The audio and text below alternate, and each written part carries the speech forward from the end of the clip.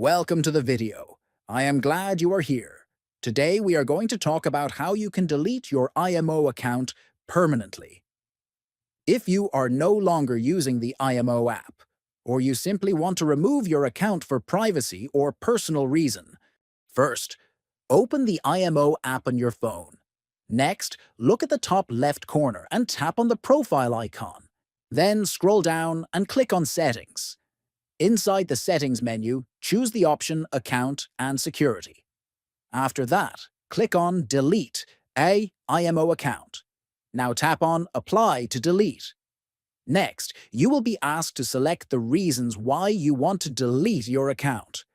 Choose the option that matches your reason, and then click on Continue to delete. At this stage, enter your phone number carefully, and click on the next icon at the top of the screen. Then tap on Agree and Delete. Finally, confirm your choice by clicking on Delete once more, and your IMO account will be permanently removed. If you found this video helpful, consider subscribing to the channel, liking the video, and sharing it with friends. Thank you for watching.